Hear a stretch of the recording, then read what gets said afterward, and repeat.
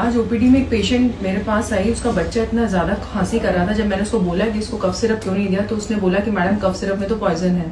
तो क्या आपको लगता है कि सारे कफ सिरप पॉइजनस हैं? एक्चुअली अभी कुछ दिन पहले राजस्थान और यूपी में 14 बच्चे मर गए थे।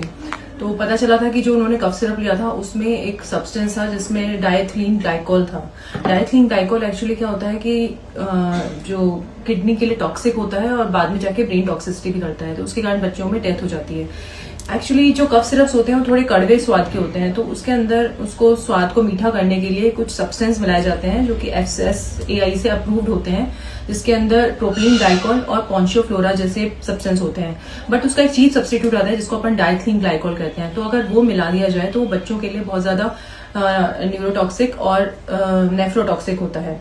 तो इसीलिए जो बच्चे एक्सपायर हुए थे वो इस कारण हुए थे। तो हमें बहुत पेशेंटली इस चीज को समझना चाहिए कि स्टडीज के हिसाब से अगर आपका बच्चा 5 साल से कम का है तो हमें कफ सिरप में क्या ध्यान रखना है उसको हमें देखना चाहिए। सबसे पहले तो अगर 2 साल से छोटा बच्चा है तो उसको कफ सिरप की जरूरत ही नहीं है, क्योंकि ज्यादातर जो कफ होता है उस टाइम पे वो वायरल ओरिजिन का होता है, जो कि सेल्फ लिमिटिंग होता है, उसमें कोई दवाई की जरूरत नहीं पड़ती।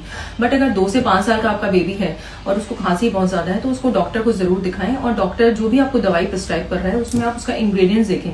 अगर उसमें डी लिखा है, डी का मतलब होता है डेक्स्ट्रोमेथॉर्फेन, तो वो वाला कफ सिरप उसको नहीं देना, बिकॉज डेक्स्ट्रोमेथॉर्फेन जो कफ होता है उसको सप्रेस करता है और जो कफ होता है वो अंदर ही रह जाता है, जिसके कारण कई बार निमोनिया और रेस्पिरेटरी डिस्ट्रेस जैसी प्रॉब्लम्स हो सकती हैं।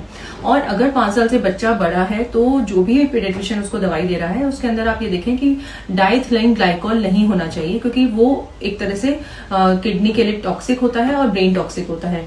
तो हमें पेरेंट्स में आपसे यही कहूंगी कि अगर आपके बच्चे को कॉफ है तो उसको इतना ना बढ़ने दें कि वो रेस्पिरेटरी फेलियर में चला जाए। थोड़ा दिमाग लगा के जो भी आपको डॉक्टर दवाई प्रिस्क्राइब कर रहा है उसको सोच समझ के दें।